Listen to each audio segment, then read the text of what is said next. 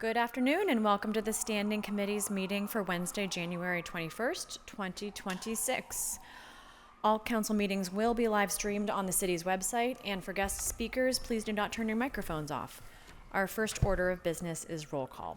Will the clerk please take the roll? Mr. Charland, Mr. Coghill, Ms. Gross, Mr. Lavelle, Here. Mr. Mosley, Mrs. Salinetro, Here. Mrs. Warwick, Here. Mr. Wilson, Here. Mrs. Strasburger, Chair. Here. 5 members present. Thank you.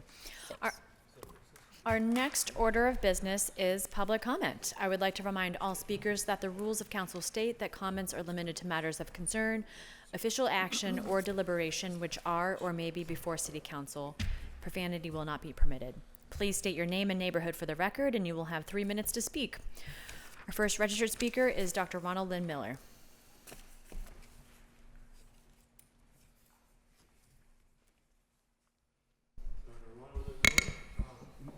Mogadishu, Somalia,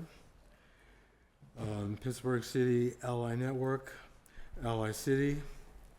This is not a government agency or a government network. It is an alternative and outside of this government. We do not seek your approval for these linkages. The Somali UN email for contact, somalia@unmission.gov.so. Somalia is on the UN Security Council non-member list. It's very important. Somali Americans live in this city. My question is, will the offices of mayor and council protect them? The Global Intelligence Society, something I founded in 2010. This is anti-DP, RP framework candidacy. The Global Intelligence Society is a voluntary nexus of people, institutions, and individuals across the United States and the city that are committed to the use of optimal intelligence and information in the creation of social policy and anti-ideology. I'm anti-DP and RP and any other P in that sense. A concern of this council, PCC, is local government time expenditure and timeframes. This is consistent with Initiative 3, in which I focus on local government primacy and availability, which I think should be 24/7. But it isn't. It isn't even close. PCC timeframe weekly. Councilor Clemens, you take the time, days off during a 5-day week for secular holidays like Thanksgiving and for religious holidays, religion of Christianity, Christmas, religion of Judaism, Rosh Hashanah, but not for, in the religion of Islam, 8-day Fitr, which is 20 March 1448 AH and 2026. And nothing in Hinduism, no concern for Diwali.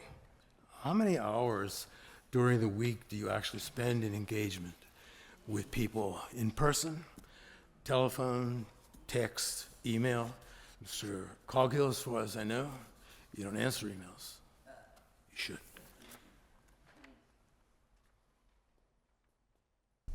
Thank you. Our next speaker is Ikahana Hamakina.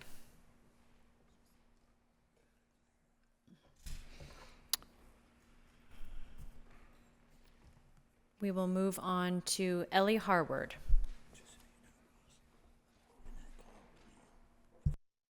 Hi. Thank you for the opportunity to speak. I'm here today really because I'm exhausted with a narrative that treats people like me as a problem, when in reality what we do is create connection, care for homes, and welcome people into Pittsburgh in a way that strengthens our neighborhoods. I'm almost 50 years old. I'm a small business owner. I live with degenerative back disease. My fiance is from Beaver Falls, and together we own small businesses. We struggle to afford health care. We don't have stability that comes with a corporate or government job. Things like guaranteed retirement plans or employer-provided health care.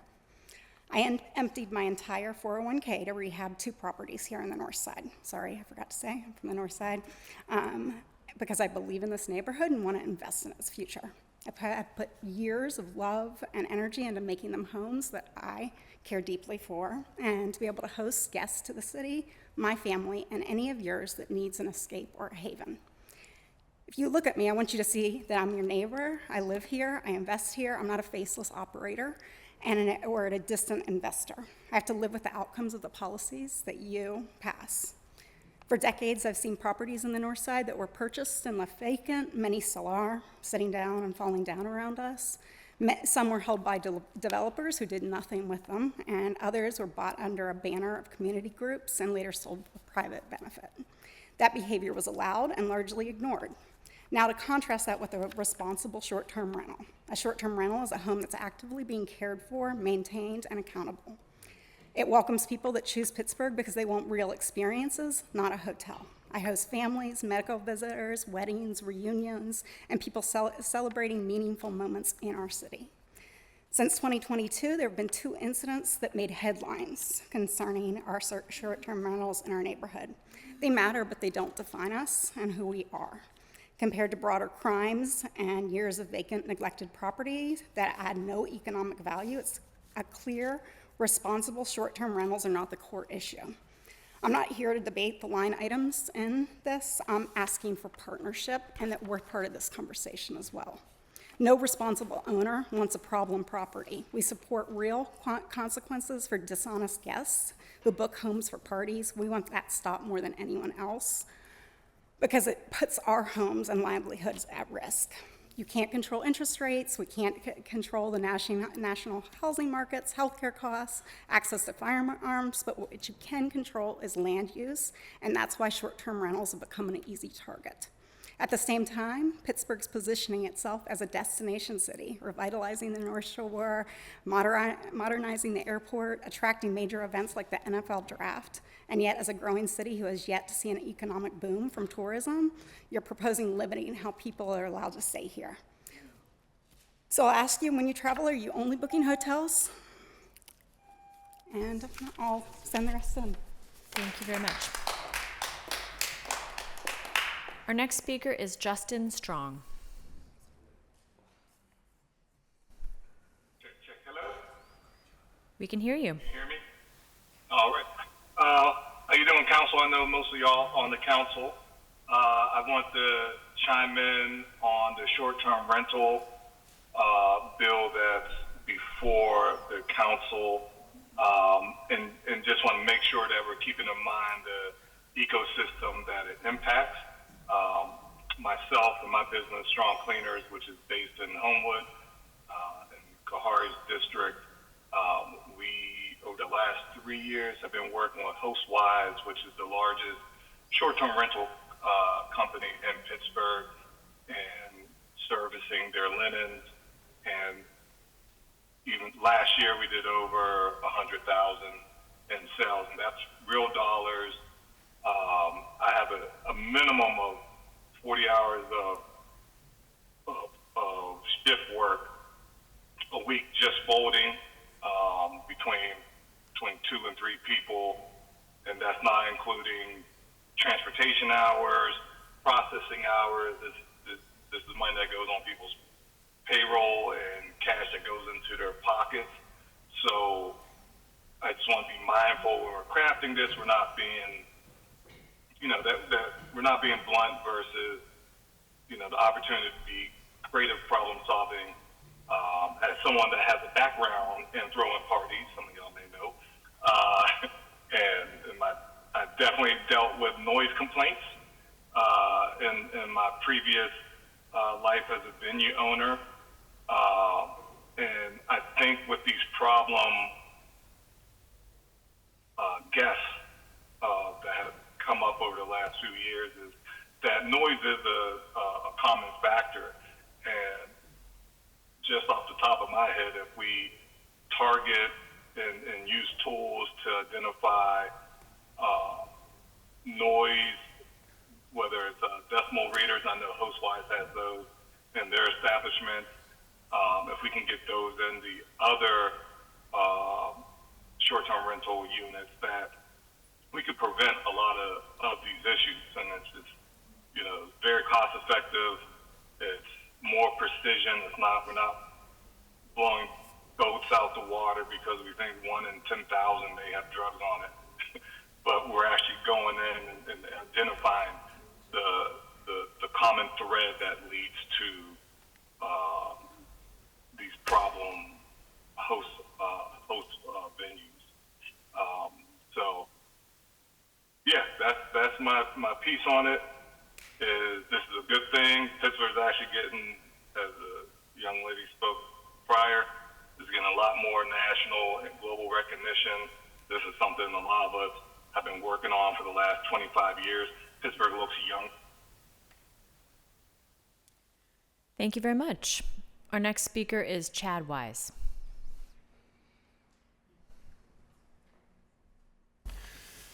Good afternoon. I'm Chad Wise, living in Manchester, speaking on behalf of our local short-term rental alliance. First, I want to be clear. Violence and unsafe, poorly behaving guests and poorly managed properties are unacceptable.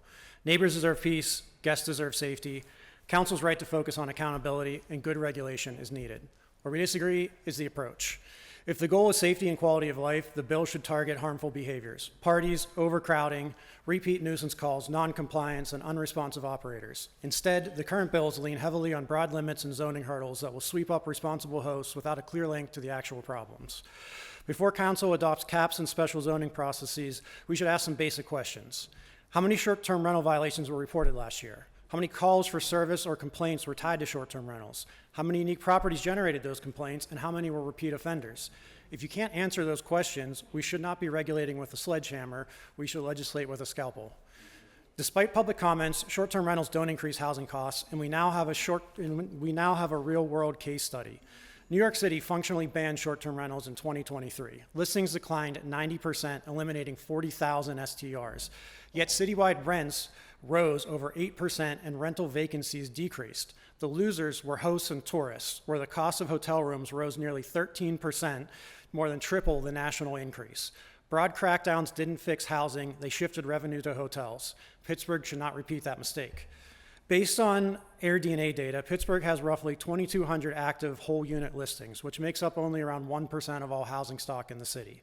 Compare that to the over 27,000 vacant properties and lots in this city. Booking revenue on these properties was $74 million last year, according to AirDNA. But lodging is just the start. An Airbnb study shows that for every $100 spent on lodging, guests spend on average $264 locally in places like restaurants, shops, and attractions. Applied to Pittsburgh's booking volume, that suggests nearly $200 million in additional spending directly in our local neighborhoods, supporting local jobs. Tourism supports about 9.3% of jobs in the Pittsburgh area compared to 6.3% statewide. These bills are even more impactful with the NFL draft coming. Pittsburgh will be proudly highlighted on the national stage, and we should be expanding lodging options while strengthening enforcement, not reducing capacity through blunt caps and overzealous zoning. Our request is logical. We believe Bill 8 can be improved with targeted tweaks, such as enforcing licensing through platforms, requiring a 24/7 responsible local contact, strengthening penalties for repeat nuisance properties, and removing provisions that risk privacy. As a reminder, hosts are not the ones throwing these parties. It's the guests. Let's make sure we hold them responsible as well.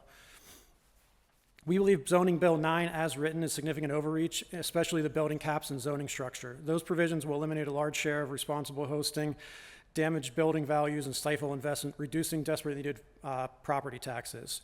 Steelstra is ready to collaborate. You guys know where to reach me. Thank you. Thank you. Our final registered speaker is Nick Marchuk.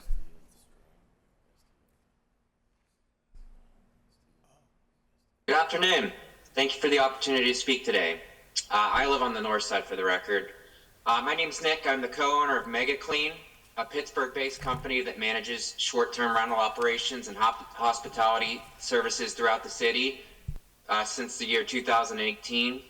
For the record, there are multiple short-term rentals on my street, Lockhart Street.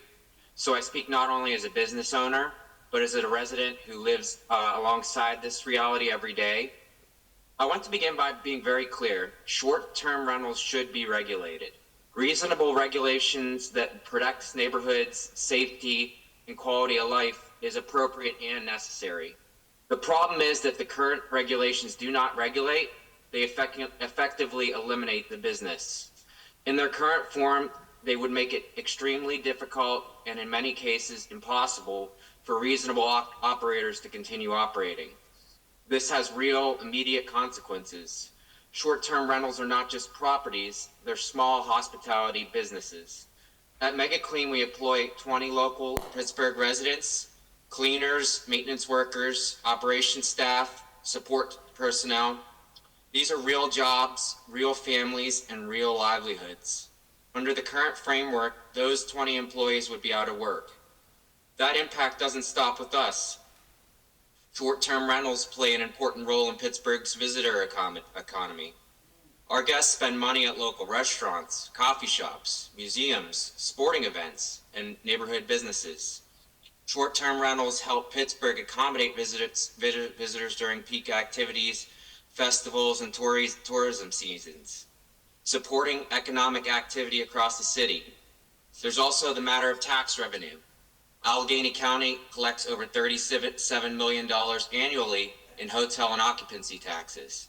While the county does not publish a precise breakdown, industry data from comparable cities indicate short-term rentals contribute roughly 20 to 30% of the total, approximately $7 to $11 million per year. These funds support tourism promotion, conventions, facilities, and public services that benefit Pittsburgh residents. When regulations are so restrictive that compliant operators are forced out of the market, the city doesn't just lose businesses, it loses jobs, visitors, and tax revenue. To be clear, we're not asking for deregulation, we're asking for balanced, workable regulation that ensures safety and accountability, protects neighborhood quality of life, provides a realistic and achievable path to compliance for responsible operators, including a quick and efficient inspection process. We respectfully ask City Council to revisit and refine the current ordinance so it truly regulates short-term rentals instead of eliminating them. A thoughtful, measured approach. Thank you very much. There being no further registered speakers, we will now take comments from those in the audience wishing to speak. Are there any speakers wishing to come to the podium? Thank you. Carlino Giampolo, Panther Hollow. I am continuing the topic of my testimony this morning, in which I provided an update on the illegal skate park in Panther Hollow. Here are a few excerpts of my January 12th letter to Mayor Corey O'Connor, titled, A Bold Proposal for Panther Hollow Community Identity. Mayor Corey O'Connor, I once again extend my sincere congratulations to you as mayor of the city of Pittsburgh. You are the right person at the right time to lead our city. We share commonality as graduates of Central Catholic High School and Duquesne University, and being blessed with exceptional parents. As you well know, learned values impart their true significance when put into action. I am requesting a proposal within your authority that is bold, daring, and in keeping with your vision for the city of Pittsburgh. Shut down the illegal skate park in Panther Hollow. Once the skate park is shut down, the illegal construction work would need to be removed. In its place, 2 bocce courts, a playground area for children, and a mini museum chronicling the 145-year Italian history of Panther Hollow would be built. The playground would be renamed from Oakland DIY Skate Park to Panther Hollow Park. This new beginning would be in harmony with your vision of a recreation area as one of culture, learning, and community. This would also be the foundation of transitioning away from housing transient student residents, and restoring Panther Hollow once again as an enduring residential community. Panther Hollow can progress as a multi-ethnic residential community, yet still maintain its identity as an Italian sense of place, as one of Pittsburgh's first Italian neighborhoods. I look forward to a positive response from you. End of excerpts. Thank you for your kind attention. Thank you. Are there any further speakers?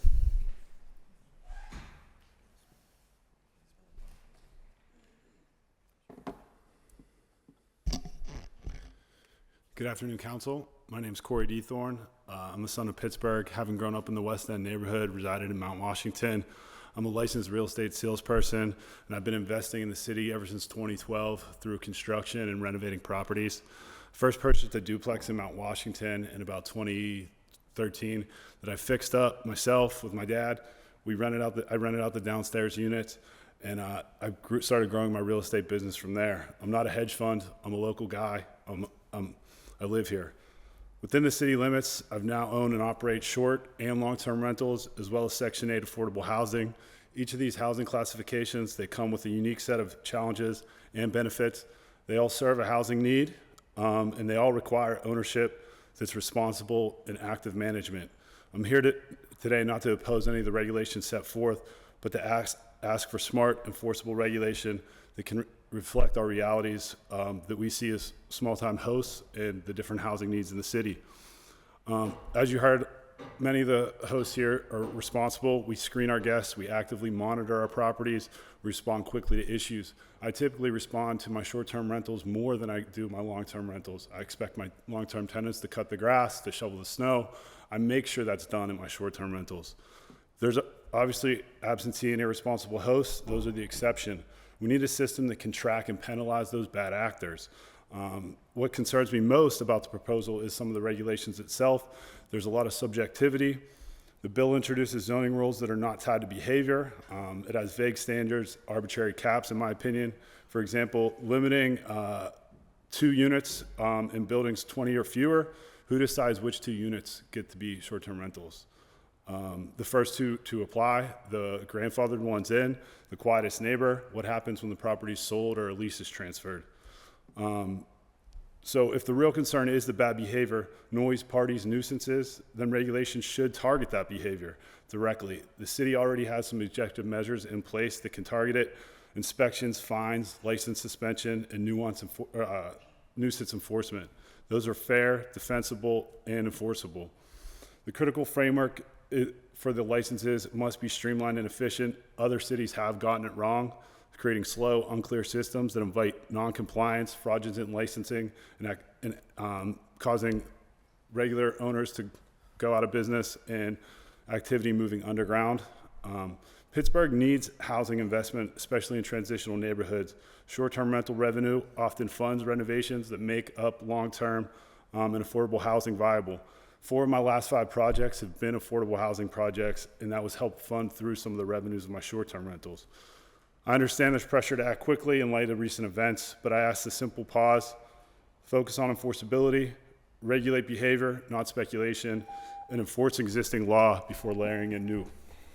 Thank you. Thank you. Are there any further speakers?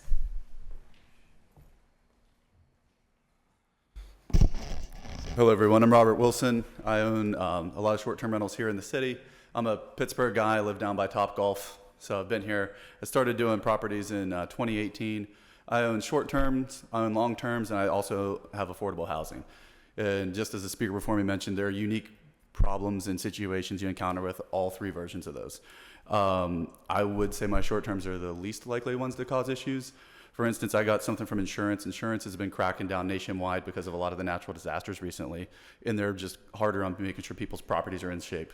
I got 3 letters this week, all of which are for either affordable housing or long-term units, none of which are for my short-term properties. One was to trim hedges, which is supposed to be on my tenant. They're obviously not doing it. 2 was to remove trees. 3 was to remove Another one was to pick the yard up, which is a weird one to get from insurance, but they want to make sure people can't trip on something silly in the yard. So when you have debris and things, so my short-term rentals, they look great, they operate great, they are clean. Been a super host, I think, consistently for the past 5-6 years, every quarter, whatever they come out with.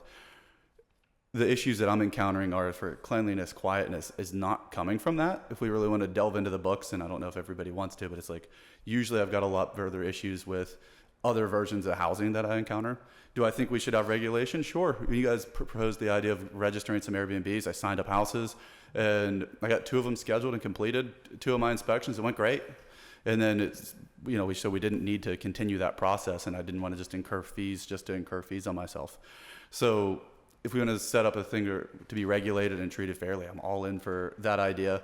I know that some of my homes have actually helped improve neighborhoods, and one of the most recent ones I've done is actually in Mount Oliver, and it's still between 3 other abandoned homes. And now I've got one house that I think is a very beautiful home I'm proud of, and it's bringing in people. I have somebody there, come in, and that's there currently for 2 weeks. Great reviews, loves the city. In that street in Mount Oliver, was it going to get an uplift? No. Was it going to get this boost? Is the neighborhood going to be able to sell coffee down the same street? No. If we go down to a place, if they had to stay at the hotel, they're not going to find themselves at a cool little place up there. But the whole city gets an uplift in weird ways. Another thing is I got a lot of guests that come in for funerals, believe it or not. And it's nice to be able to stay a street over from your mom's house after her husband had just died. So like the proximity of it, sometimes it's just random luck of who needs to stay where, but it's nice to be able to stay in the neighborhood you may have grown up in, even though you don't live here anymore. I get a lot more people coming back to the city and enjoying the city because of opportunities, because they can be in their neighborhood that they may not have the opportunity with if they had to be just stuck with a hotel style thing. So yeah, I'm happy to participate in enforcement, but I think if we really peel the onion back, it's going to be a lot less specific Airbnb issues, especially on our superhost, than you're going to have with any of the other sections of housing. Thank you. Thank you. Are there any further speakers? Any further speakers?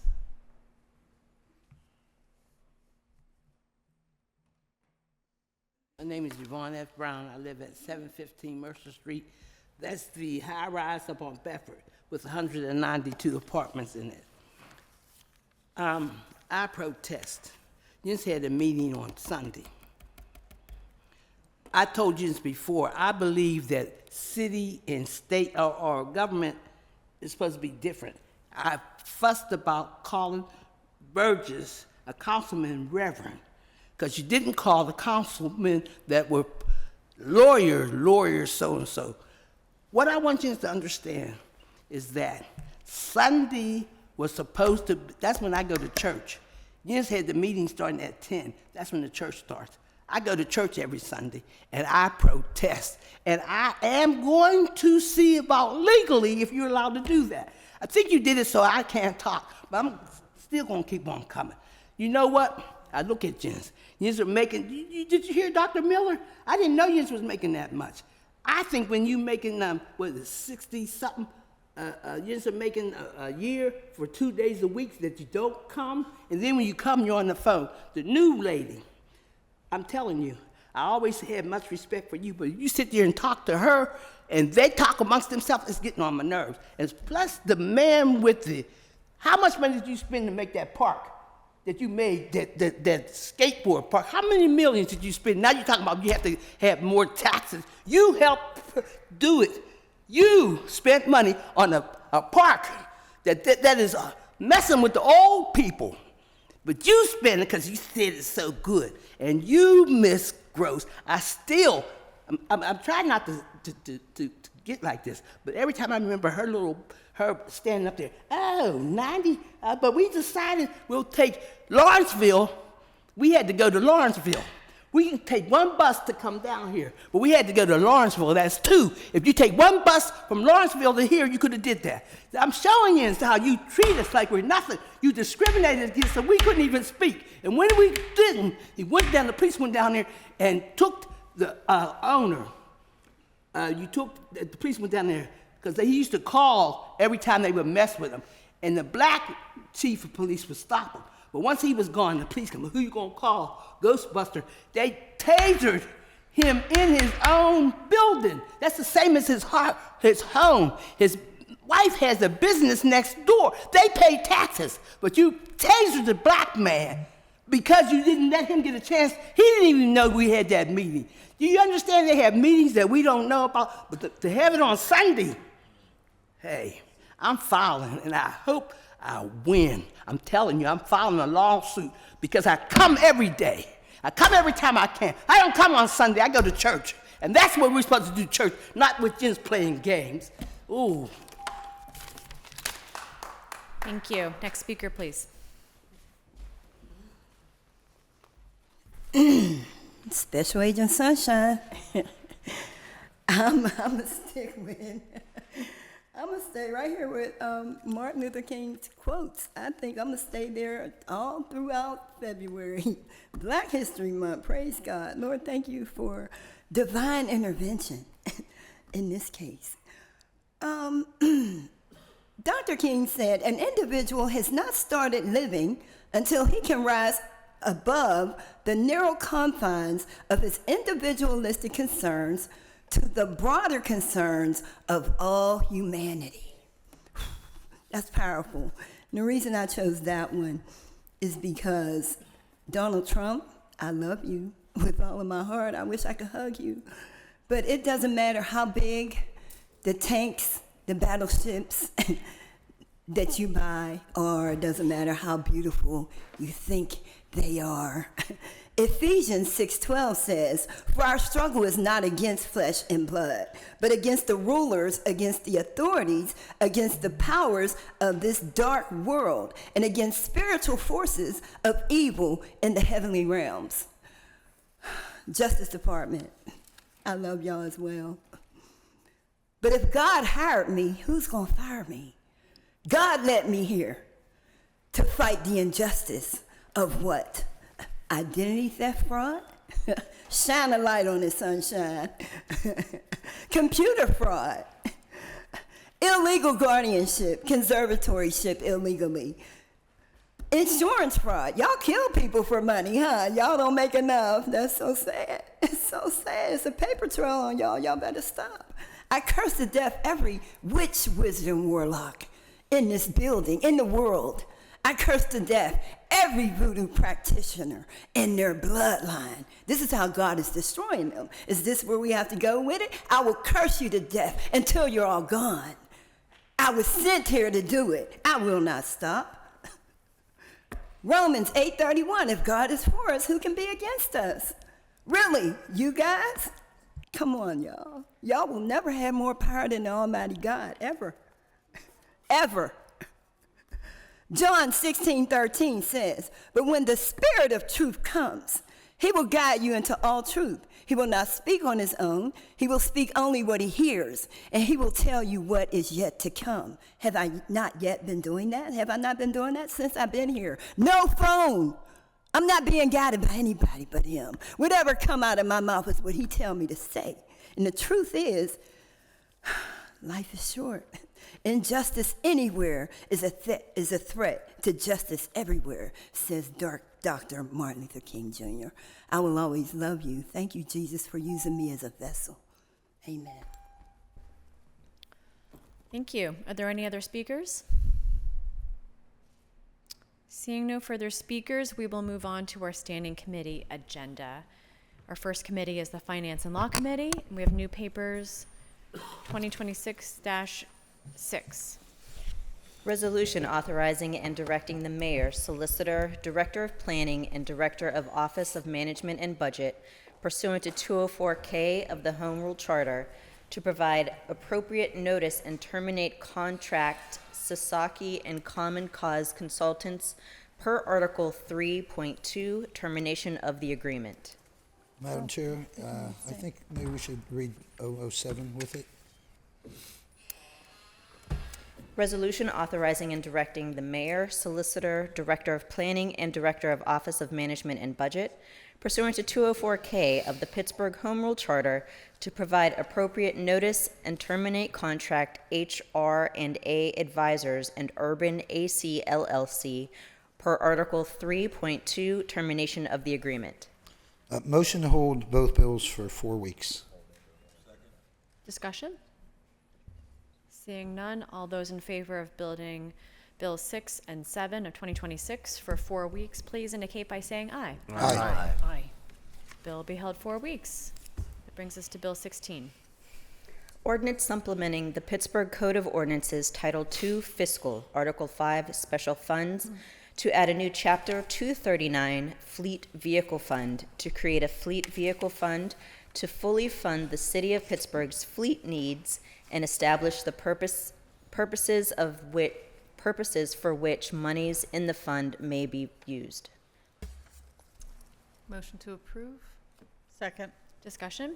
Councilmember Warwick. Yeah, thank you. So I am going to motion to hold this for 4 weeks, but before I do, I did just want to just kind of recap that, so this bill would create a $20 million a year fund where we are allocating, setting aside $20 million a year specifically for our fleet.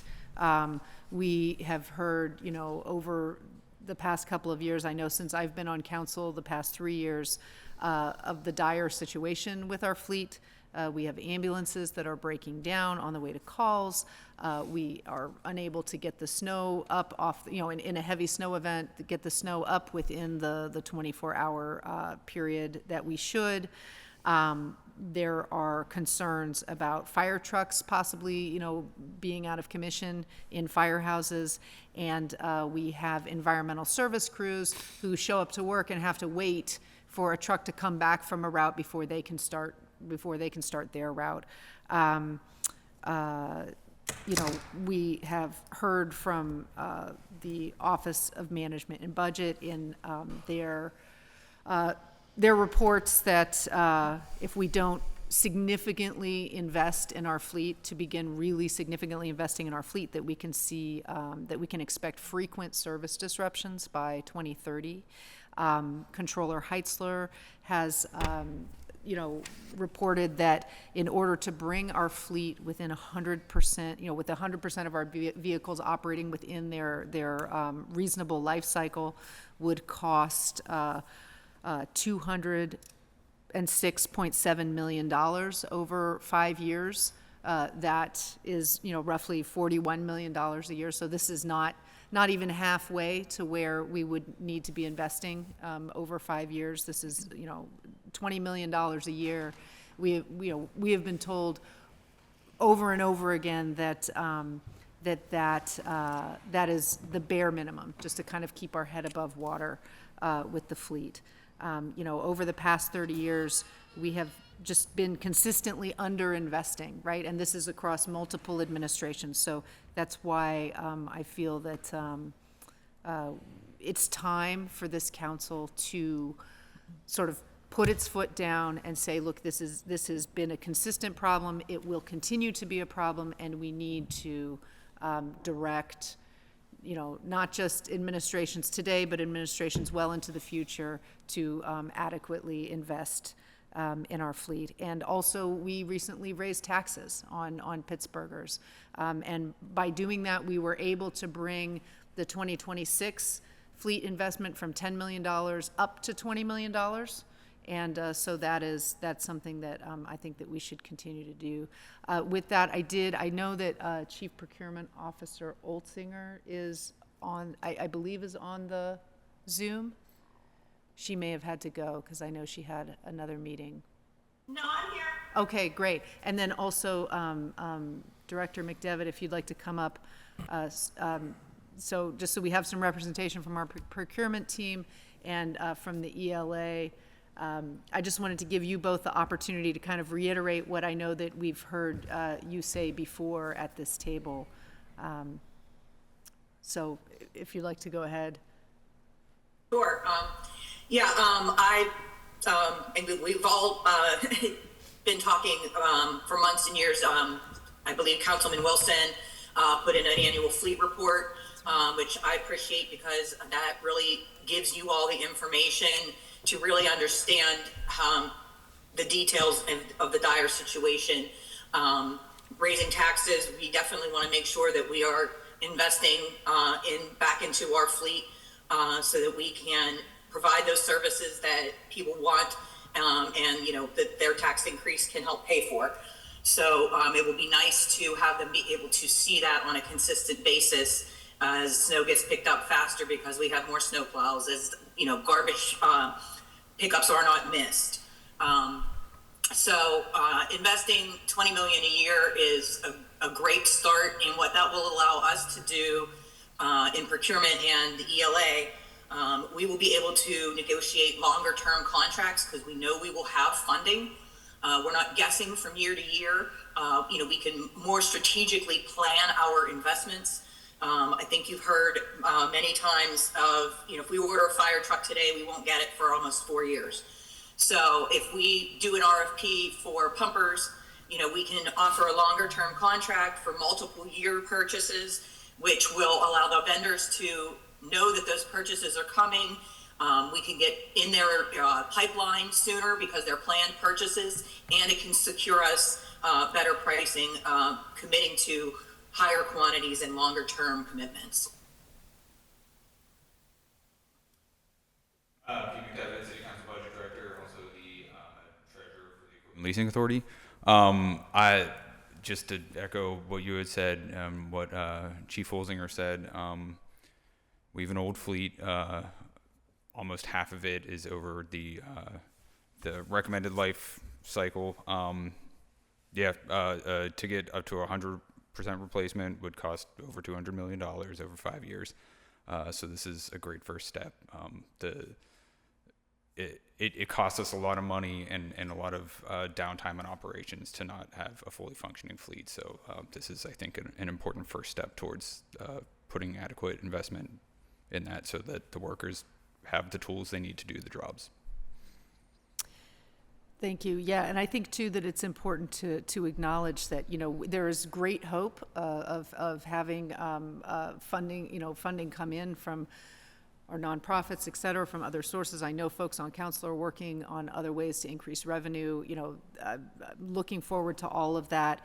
But regardless of that, we need to ensure that we are making this $20 million investment, even if that means in future budgets that changes need to be made in order, priorities need to be shifted in order to ensure that this, baseline amount of money is available for fleet.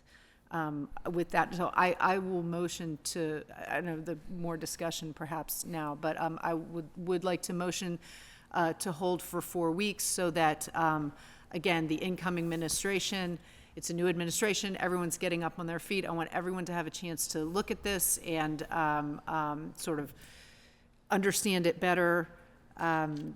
And also just to clarify that the reason that I'm introducing this now so early in the year is so that we can have these conversations, get everything, get all the I's dotted and T's crossed in time for the upcoming budget season. So that's what I'm looking to do. So motion to hold for 4 weeks. Second. Discussion on the motion? Councilman Coghill. Not on the motion, I just wanted to go back to discussion on the actual vote. So I want to thank Councilwoman Warwick. I was glad to sign on as a co-sponsor. We've been wrestling with this for years now. Going back 3 years ago, I had a post agenda on this. I had 2 post agendas on it, and we had each and every director come to this table and tell us what dire straits they're in as far as their fleet goes. So, and I know Councilman Wilson and now you, Councilwoman Warwick, is taking the issue up, and I know for a fact that we've certainly got the new administration's attention, and I know that they're taking it very seriously. So whatever comes of it, it's about bringing it to the forefront. I think we've all done a good job in that. We definitely have to make this investment. The city deserves it. It's our responsibility in order to right-size this fleet. We will be having our first ELA board meeting tomorrow. We've got some exciting news that we'll be able to share in the upcoming week or two after we get our after we meet tomorrow. But I think everything's going on the right track. Whether there's supplemental incomes or funds that come in or not, we need to make the investment, and part of that is throwing this legislation down. And again, thank you, Councilwoman Warwick, and yeah, hopefully we don't have to make that investment out of our funds every year, and we find the administration, I'm confident, is at least going to try hard in finding alternative sources there. So I look forward to those conversations. I look forward to re-entering the ELA game and, getting things straightened out. So thanks. Thank you. Further discussion on the motion? Seeing none, all those in favor of a, four-week hold, please indicate by saying aye. Aye. Bill will be held for 4 weeks. That moves us to invoices. Is there a motion on invoices? Second. Discussion? Seeing none, all those in favor of invoices, please say aye. Aye. Invoices are approved. Our next agenda item is interdepartmental transfers. Is there a motion on transfers? Second. Discussion? Seeing none, all those in favor of transfers, please indicate by saying aye. Aye. Transfers are approved. Brings us to P cards. Is there a motion on P cards? Second. Discussion? Seeing none, all those in favor of P cards, please say aye. Aye. P cards are approved. That brings us to Public Works and Infrastructure Committee chaired by Councilwoman Salinetro.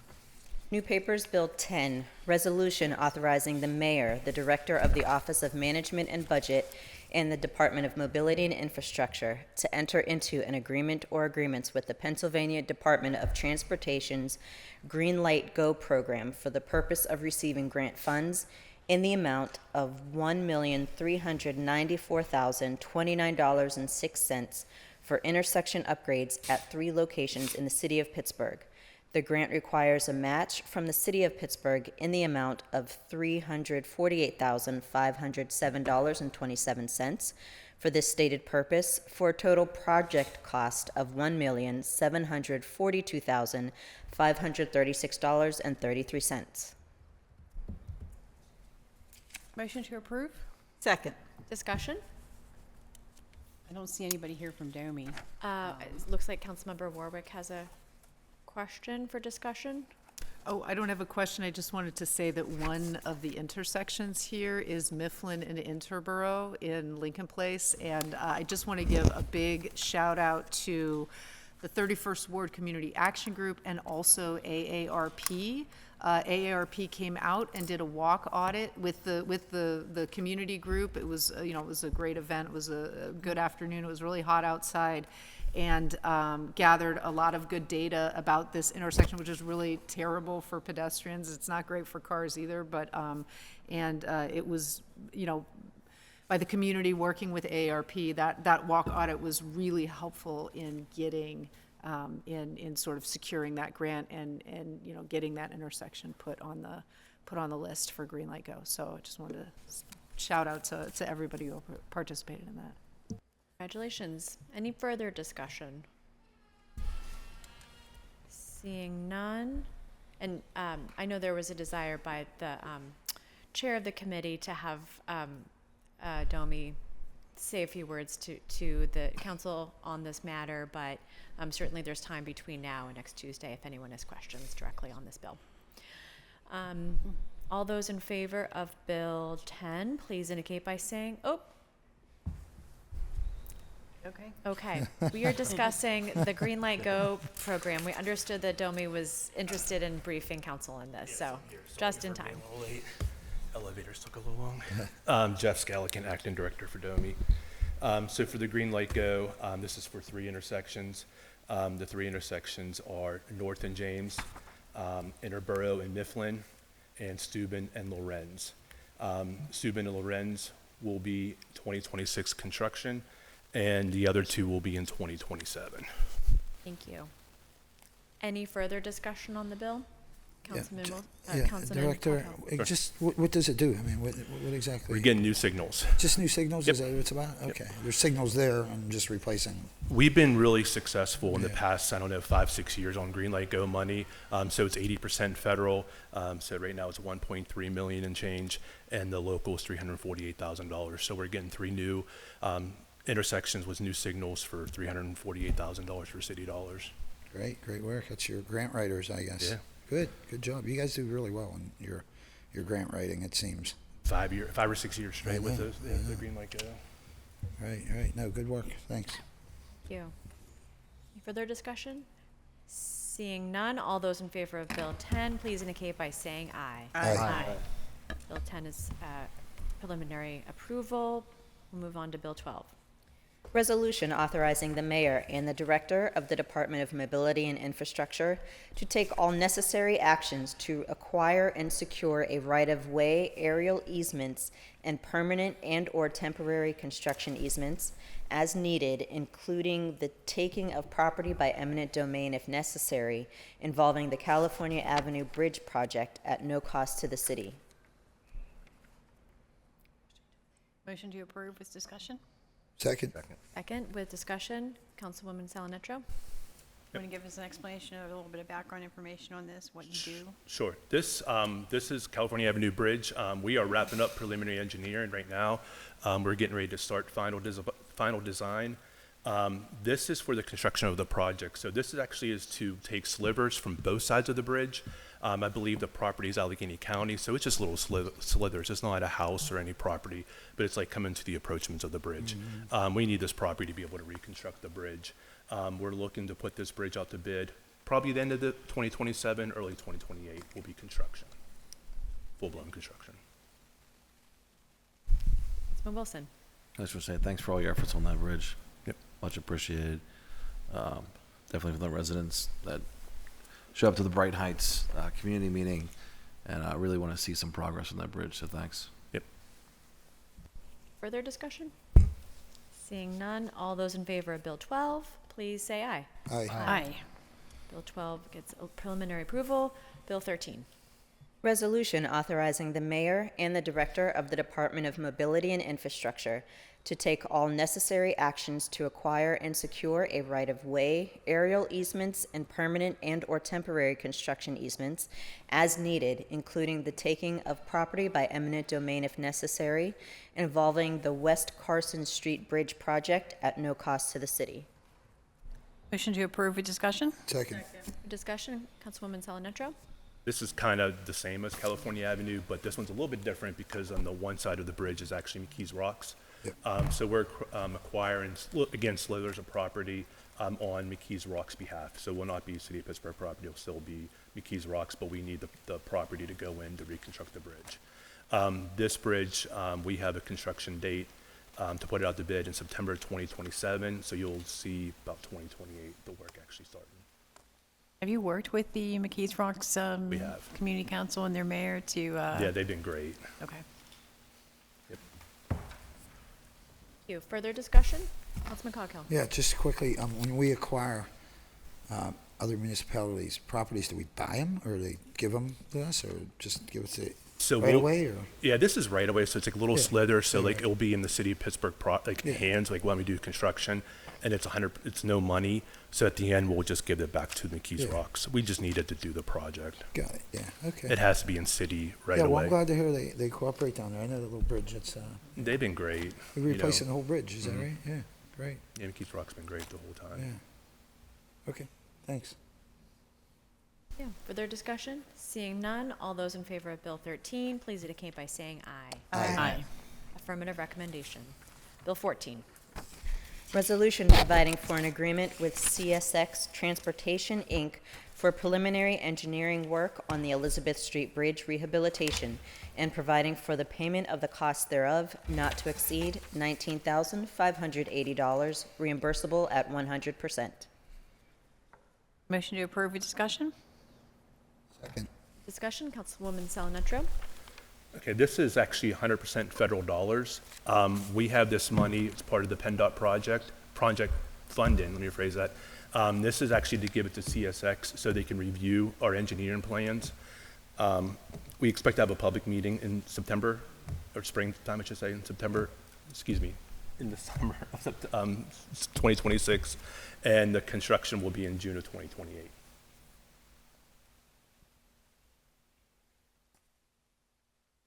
Any further discussion? Seeing none, all those in favor of Bill 14, please indicate by saying aye. Aye. Aye. Affirmative recommendation. Bill 15.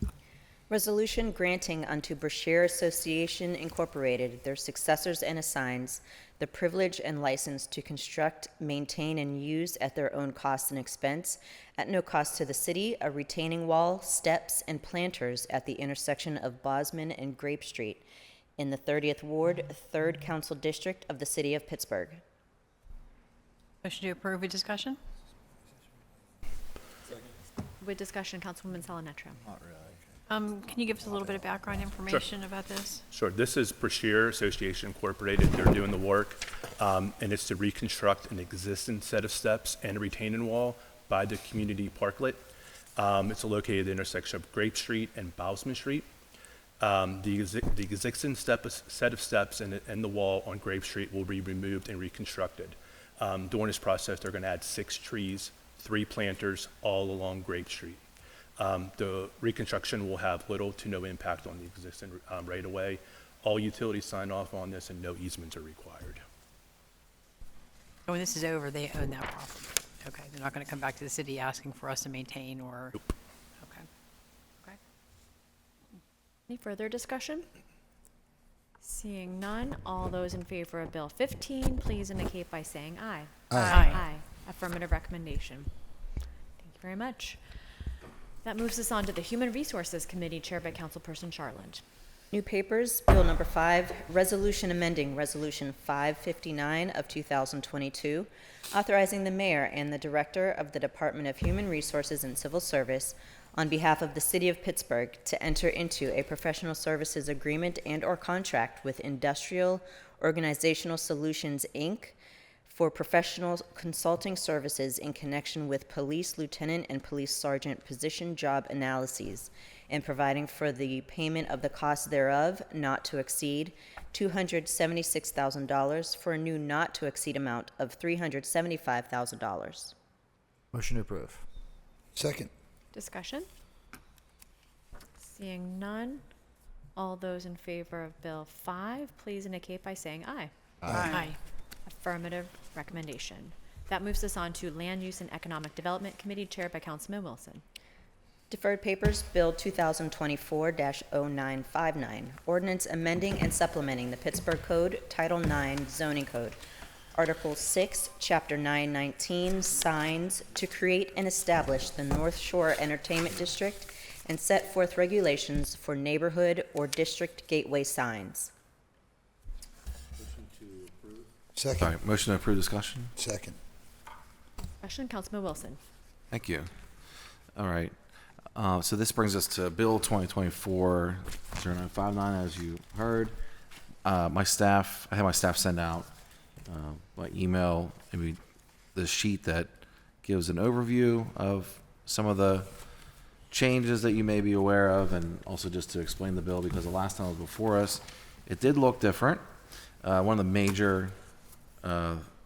major aspects of it that looks really different is that there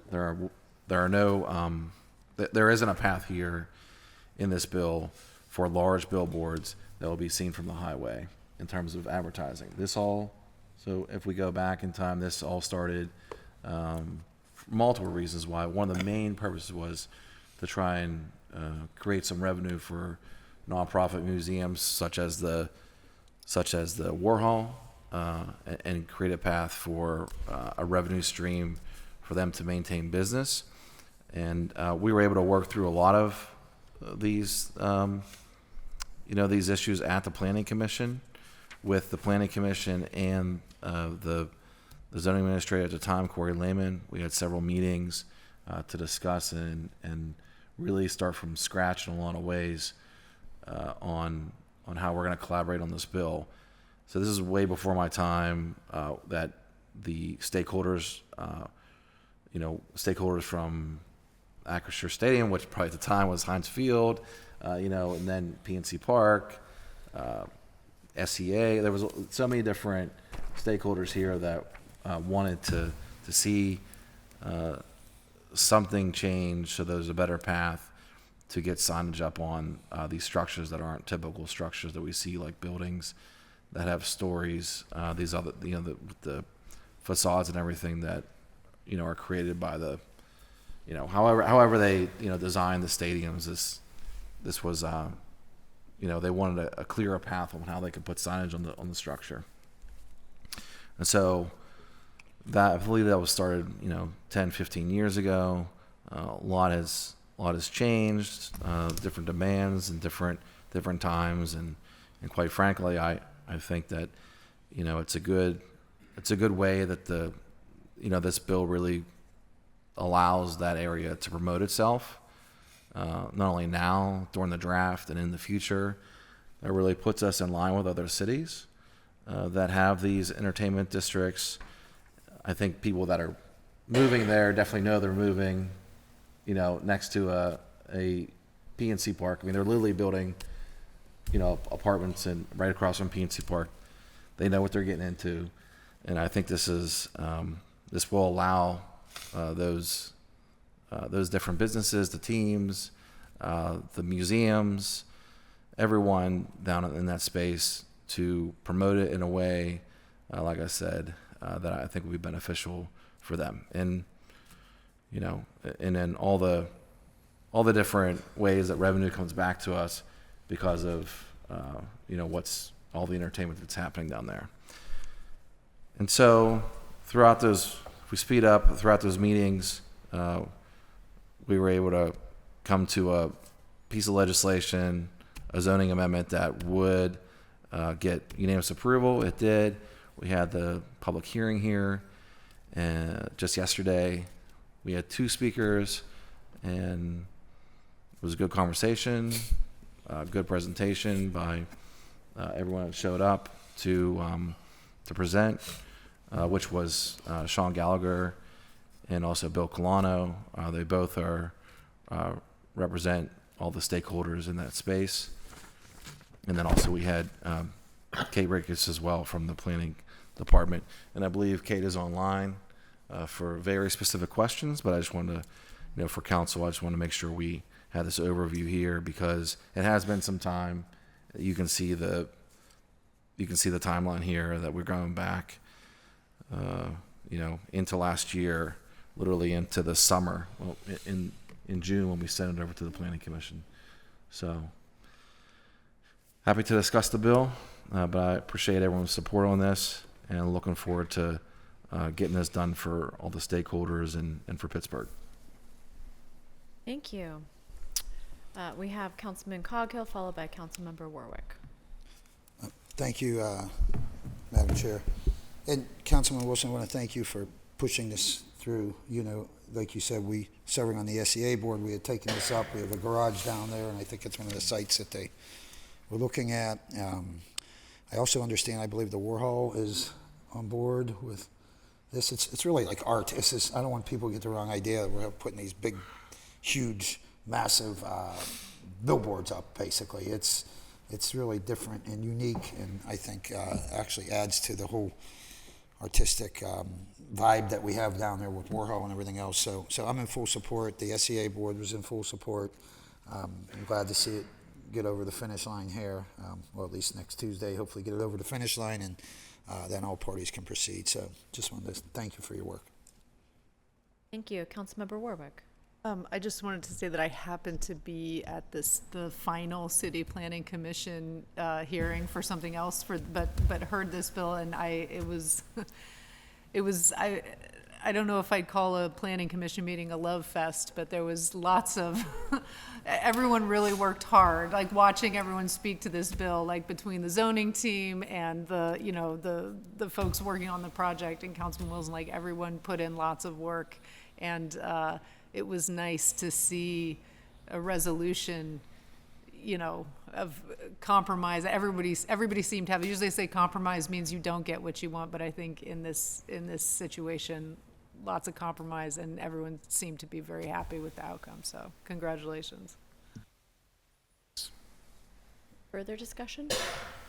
I have one question, maybe interrogatory, which I think we've discussed privately. I just wanted to daylight it, which is some of the changes that were made. It's my understanding that this would sort of keep it from being replicated all over the city. Like, this is really specific to both the zoning and the qualifications for allowing these these kind of billboards to exist is really pretty specific to the exact zoning specifications of the North Shore where stadiums are. Is that correct? I know initially the fear was that this would then be replicated in commercial zones all over the city, and I want to just get confirmation that that's been fixed.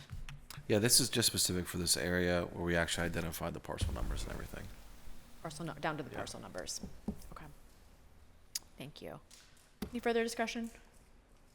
Councilman Mosley. Yeah, just interrogatory for Councilman Wilson, just for the purpose of, public information, looking at this first, bullet point, like clearly, it states, cross-promotion restrictions prohibits general product ads, limits cross-promotion to on-site facilities, direct sponsorship in North Shore events within 90 days. So it clearly says what's restricted. So what can folks expect to see when they, see these billboards? Yeah. Now that we know what's not going to be there.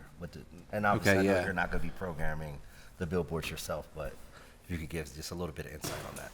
Right, so the agreement was that this wouldn't be, the advertising that's allowed wouldn't be for like Coca-Cola, or wouldn't be for Howard Hanna or some realty, another realty company. It would be maybe to cross-promote in that area. So for instance, if you're going to a Steeler game, and then after the Steeler game, Kate Mose is playing at the Acroshore.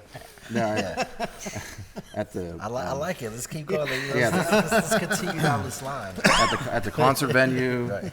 then people would know that Kate Mose is holding that concert, and they maybe can go and enjoy themselves afterwards. Absolutely. Yeah.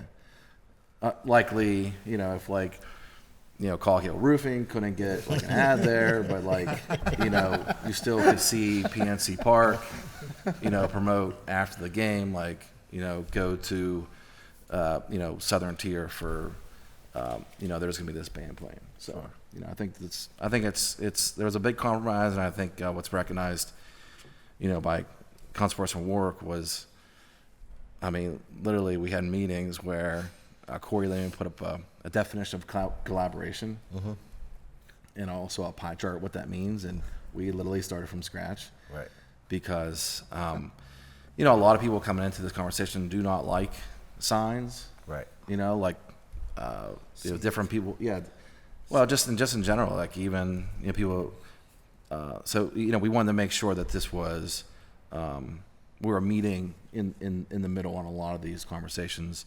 And maybe this is the base for some other conversations that can happen in this area, but it definitely is putting Pittsburgh on the map to highlight their areas, just like other cities do. So, for instance, like ground signs, like you can have a ground sign now, so you can, it can say, there could be a letter missing in Steelers, and someone could go take a photo op, to make the S or something. Like there's different things way that they can promote it from a ground sign. So I thought that was a big one, which right now it would take a lot of different sign-offs for that to happen, and this really creates a path for these facades where they're literally calculating the percent of how much signage they can have as a percent.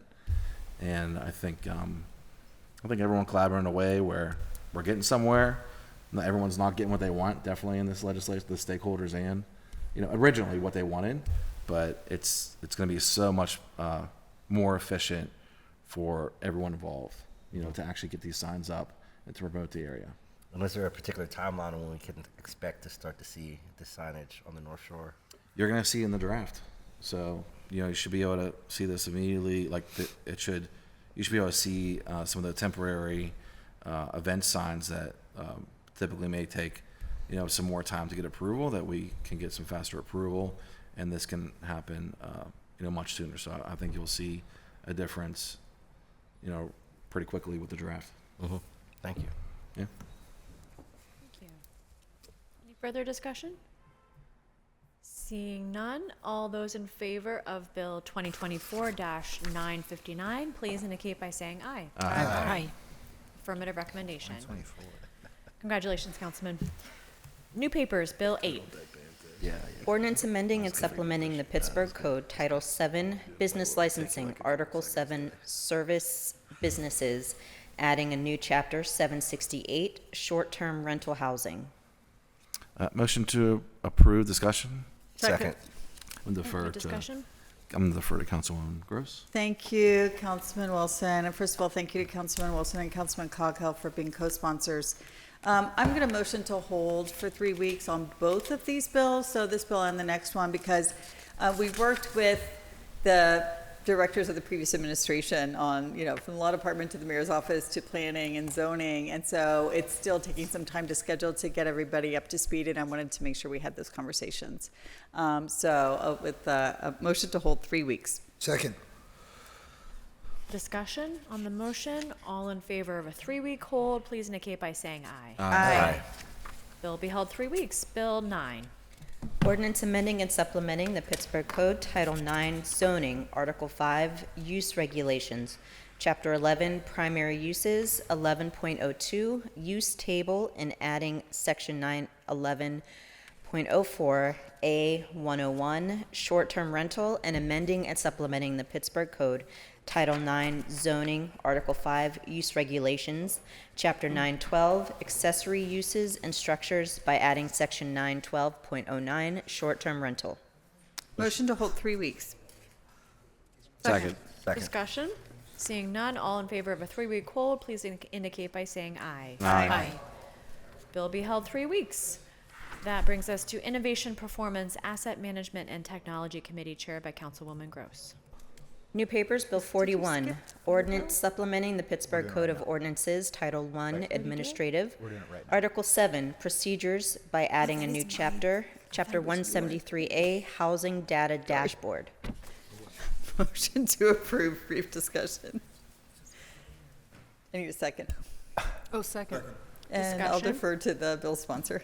Yes, as I said in the email to members here, my intent on this bill is to hold it for 4 weeks. We've talked about this a lot at this table of how important it is to have good data around housing construction in the city of Pittsburgh. We do not have that currently. There are a lot of groups that have tried to find ways to cobble together some data, and we can argue about methodology, but we need the city to be providing the source of data here. So this legislation is actually very simple in the way that I wrote it. What we're going to do is ask for the Department of City Planning to collect data on housing units. A very specific way that I wrote that. In this chapter, housing units not meaning building permits, not meaning occupancy permits, but actually meaning a unit that someone can move into, a complete unit that someone can move into. We'll be asking the Department of City Planning to collect that data, and we'll be asking the Department of Innovation and Performance to host that data on our website and make it publicly available. In this legislation, I have it written that we will be requiring this in 2026 for them to be able to provide us this dashboard that has all of the units that have been constructed, and then in 2027 and years moving on, also including the units that come offline. So as I've said to other members as I've discussed this, I have a lot of ideas on the methodology of how I think they could collect that data, but ultimately, it's not up to the council office to figure out exactly how that'll work. It's up to them to figure out, how the data is actually collected. But we've talked about this so much, and for 2 years I've been talking about this. I really believe that we need legislation to hold these departments' feet to the fire. With that also, though, and one of the reasons why I want the 4-week hold is that this is not something that I have discussed with new leadership in these departments. There are definitely folks under, the director level that are aware that this is something that I want to see, but I want to have the opportunity to discuss this with them. I don't want to blindside anyone with this. So the legislation it's my request that we hold this for 4 weeks here. Is that a motion? Unless other members have anything else to say. Councilwoman, it looks like we have some discussion and then maybe a motion. Councilwoman Gross. Thank you. I just want to thank Councilman Charlin for putting this forward. We often have had a robust debate and disagreed with one another on housing's, very specific housing policies, but we agree that we could have had a better debate if we'd had better data. And this has been true, and it will continue to be true until we actually all have the same numbers in front of us. I think we've both said that at this table before. Like, it's inane that we don't all have the same information in front of us that we all agree is real. And we're the city government. We should have real data that we can all, use as a starting point for debate. And I shared this with Councilman Charland earlier. Like, I have years of emails going back with the departments asking for this information and asking that they begin collecting this information. So I fully support, I think he's on the right track here. What we need is to put it in ordinance that they have to hold their feet to the fire. So I'm enthusiastic to see this getting started. Thank you. Any further discussion? Then I would like to motion for a 4-week hold. Second. Discussion on the motion? Seeing none, all those in favor of a 4-week hold on Bill 11, please indicate by saying aye. Aye. 41. 4-week hold. Bill 41. I'm sorry, I scrolled down a little too far. Thank you. Bill 41. Thank you. We've took a vote, to be clear, on Bill 41 for a 4-week hold. All those in favor, please say aye. Aye. Affirmative recommend, or a 4-week hold on 41. That takes us to our last committee of the day, Intergovernmental and Educational Affairs Committee, chaired by Councilman Mosley. New papers, Bill 11, resolution authorizing the mayor, the director of the Office of Management and Budget, and the director of the Department of Public Works to enter into an agreement or agreements with Allegheny County Economic Development for the purpose of receiving grant funds from the Gaming Economic Development Tourism Fund in the amount not to exceed $50,000 for Warrington Recreation Center. Motion to approve. Brief discussion. Second. Discussion? Yeah. Well, representatives from Public Works, please come to the table.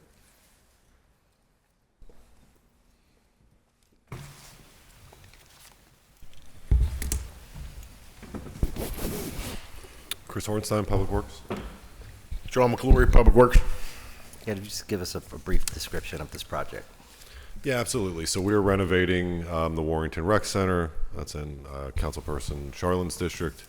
So this is, additional funds from the Gaming Economic Development Tourism Fund that the county makes available to applicants, and we were successful in getting it. So much appreciated from those folks. Thank you. Do you have anything you would like to add or question? Councilman Coghill. Okay, thank you.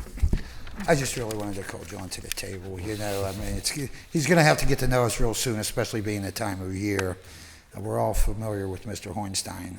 By the way, of course, he's been in the hot seat for many, many years now. So glad to see he's working side by side with you. I just wanted to say personally, John is from my district. He lives in Carrick. He's got lots and lots of experience down at Public Works. He takes care of part of my district, I think most of Councilwoman Salonetro's district, and always I'm jealous of riding through the parts of my district that you take care of because they always seem to be so well done. Your crews have a lot of respect for you. Congratulations. I know you're acting director, and I feel very confident in your abilities, as I did with Mr. Hornstein here, and I'm glad he's staying on and hope, going to help you through this transition. Yes, that he's been a you'll big be help. going through. Yeah, Been a big help. right. And that's all I really wanted to say. I don't really have any questions on this project or anything, just to say how much confidence I have in you and what you've done throughout the years. We've worked closely together. You've always been very responsive when I needed to call you, whether it's a steep hill in Beachview or, the challenges that we have there. So you're very familiar with my end of town. Yes. Grateful for that. And I know, as Mr. Hornstein was, I'm glad we're keeping it in well, District 2, I guess, but it's still my side of town, so welcome aboard. Well, thank you very much, Councilman. Thank you. Further discussion? Councilwoman Can I just Selenar. say, I want to echo those sentiments because John McClory's been taking care of the 5th Division now all the years that I have been on council, which is 17, and not on council, but working for council. And he's been fabulous. You answer the calls every Saturday, every Sunday, whatever time we call, he's very responsive, and I'm thrilled for you, and I'm happy for myself that you'll be in charge. Thank you. It's a little overwhelming, but we'll get our feet under us Hey, here. I know that, I totally understand that. Further discussion? Just want to, echo the congratulations. Looking forward to working with you. And as Director Emeritus knows that I reach out a lot. So I'm looking forward to talking to you, text messages, and giving you calls and things like that. So No problem. I'm looking forward to working with all you. Give me a call, text, email. I will answer it. Absolutely. Thank you. Thank you for joining us today. Thank you.